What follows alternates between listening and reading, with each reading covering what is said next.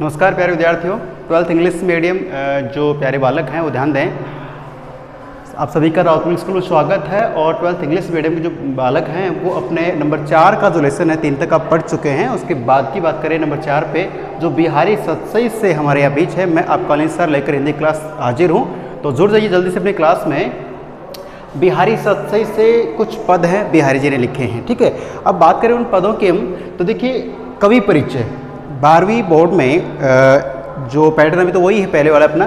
तो होता क्या है कि 4 नंबर का एक क्वेश्चन आता है, ठीक है। तो उसमें एक लेखक परिचय और कवि परिचय दोनों अथवा में आते हैं। जो भी आपको अच्छा लगता है, अच्छा याद है, वो कर सकते हैं। तो यहाँ पे देखने वाली बात यह है कि जो बिहारी जी हैं उनका कवि परिचय के बारे में थोड़ा जिक्र कर लेते हैं, हालांकि आपको भली बात याद हो जाए भी, मैं चाहता हूँ, मेरी आशा यही है। तो देखिए इसमें क्या है कि जो अपने बिहारी जी हैं उनका जन्म कब हुआ, कैसे हुआ और क्या क्या उन्होंने समाज में किया है। तो पूर्णतः कहाँ से थे और यहाँ जयपुर राजस्थान तक इन्होंने यात्रा की है, तो कैसे।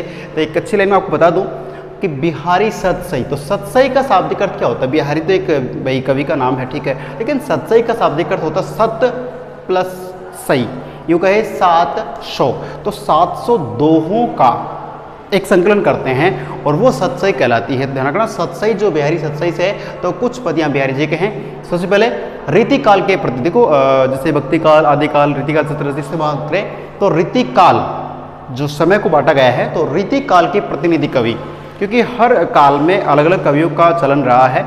तो रीतिकाल के जो कवि थे उनमें से प्रतिनिधि कवि है कौन, बिहारी जी। उनका जन्म कहाँ होता, ग्वालियर में, जो एमपी की बात करें ग्वालियर मध्य प्रदेश, तो ग्वालियर में जो बसवा नाम के एक स्पेशल फेमस जगह है उसके पास गोविंदपुर गांव में उनका जन्म हुआ है। वो भी कब, सन 1595 में। तो ध्यान रखना 1595 में बसवा गोविंदपुर मध्य प्रदेश ग्वालियर में इनका जन्म हुआ है। और ये रीतिकाल के सबसे अग्रणीय कवि हैं। ये बार बार प्रश्न आएगा।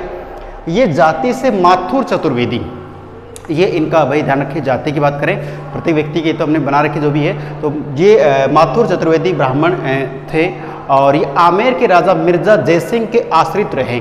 तो ये एक मैंने पॉइंट बढ़ा के बताया, लेकिन ये बात क्या है कि जैसे इन्होंने अपनी शिक्षा दीक्षा पूर्ण कर ली, फिर उसके बाद में जो चलते हैं पहले, तो ये जयपुर राजस्थान पहुँचते हैं। तो वहाँ पे जो आमेर, पहले तो आमेर ही था, आजकल आप जो पिंक सिटी जयपुर कहते हैं, तो आमेर के एक राजा थे मिर्जा जयसिंह की बात करें तो जो मिर्जा जयसिंह थे इनके दरबार में ये एक कवि थे। पहले आप जानते हो कि भाई राजा महाराज है वो अपने मनोरंजन के लिए माने या कुछ और अपने सम्मेलन के लिए माने क्या करते थे, कवियों को अपने दरबार में नियुक्ति देते थे। तो यहाँ जयसिंह के दरबार में बिहारी जी हैं और ये उनके आश्रित कहे जाएंगे। बाद में इनकी मेहनत से, इनके कर्तव्यों से इनको बहुत कुछ यहाँ पे जागीरें मिली हैं, असरफें मिली हैं, बहुत सा इन्होंने नाम सम्मान कमाया है, ठीक है। और ये जो जयसिंह है ये अपने बिहारी जी को दरबार में रखते थे, ठीक है। और इसी से संबंधित एक बात है जो आपको मिले कहीं ना कहीं कि जो मिर्जा राज जयसिंह हैं इनके आश्रित कवि जो बिहारी जी हैं ये क्या थे, इनके आश्रित थे।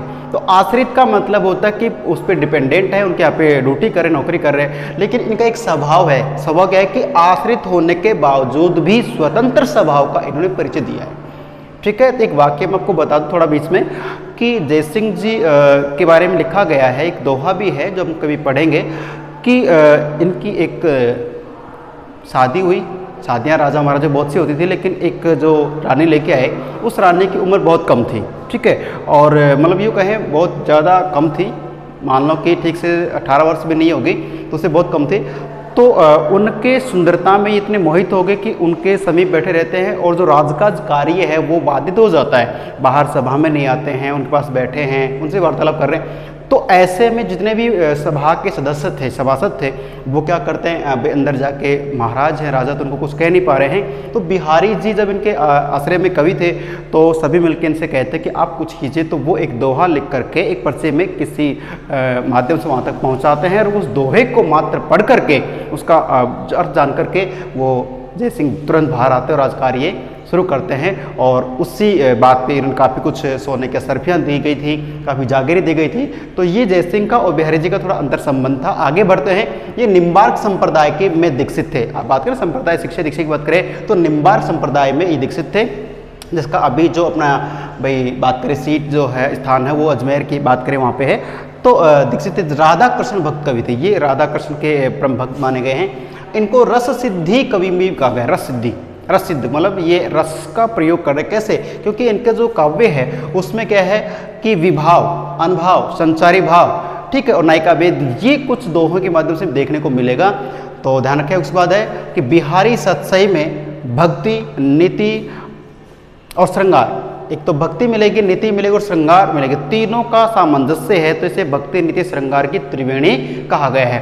कहने का मतलब है इनके जब दोहे पढ़ेंगे तो उसमें क्या होगा, कुछ दोहे आएंगे जिसमें भक्ति की बात की जाएगी, उसके बाद में नीति परक दोहे आएंगे, क्या करें क्या नहीं करना चाहिए, नीति परक नियम आएंगे, और लास्ट में श्रृंगार, जो नायिका होती है उसके श्रृंगार संबंधित दोहे आएंगे। तो भक्ति, नीति, श्रृंगार क्या हो गई, त्रिवेणी हो गई है, जिससे इनका जो काव्य है, पाठ है, वो काफ़ी सुंदर बन पड़ा है।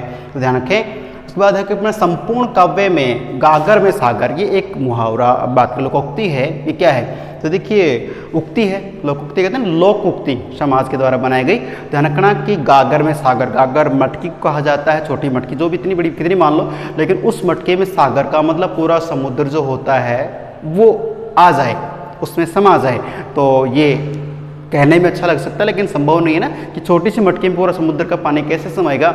लेकिन कहने का मतलब ये है कि किसी बहुत लंबी बात को समझाने के लिए हम छोटी बात का प्रयोग कर लेते हैं, तो वही यहाँ पर सिद्ध हो रहा है। तो गागर में सागर, यानी कि छोटी सी बात में बहुत कुछ ज्ञान देने वाले हैं हमारे बिहारी जी।